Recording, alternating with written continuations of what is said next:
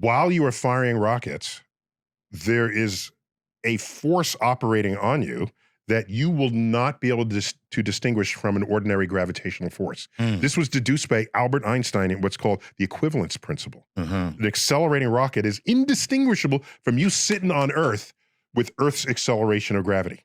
Right. There's no experiment you can perform other than looking out the window to know if you're in a rocket or sitting here on Earth in a box. Right. Okay. So now, what's that movie that had moon pirates? Oh, that was called Ad Astra. Ad Astra. That was Ad Astra. If you're going to use the phrase Ad Astra, you better get your stuff correct. That's right. Okay. Ad Astra means to the stars in Latin. Right. This is a deep phrase that we've been using in the space community forever. Right. And interestingly, it's on the state flag of Kansas. For the tornado state, that makes sense. Dorothy, that makes sense for the tornado state. I was launched Ad Astra. Woo!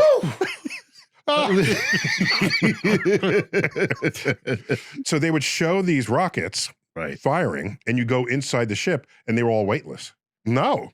That wouldn't work. There's this misconception that being in space makes you weightless. No. Right. No. If you are drifting in space, as our space missions do, they're sent in motion, and you're drifting towards the crossover point, and then you fall in.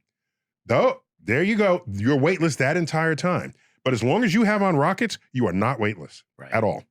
Look at that. Yeah. Super cool, man. Yeah. So, so you could do it, but sorry, getting back to the question. Right.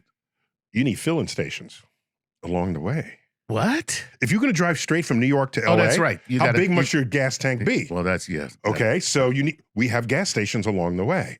So if you really want to accelerate to your destination through space, you need filling stations parked throughout the solar system. Right. And you reload and keep going. Right. But we're not there yet.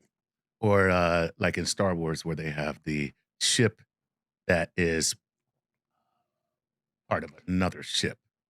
So there's one ship that gets you to hyperspace, but then when you come out of hyperspace, your ship leaves that ship, and then you can just ride normal. Okay, so something else did all the heavy lifting. Yeah. Okay, cool, man. Very, very cool, Jiraj. Thanks for the question. Here's Ryan. Oh, and just while I'm there, go ahead. When you're in orbit, you're freely falling towards Earth. There are no rockets keeping you in orbit. You're just falling around the Earth. Around the Earth.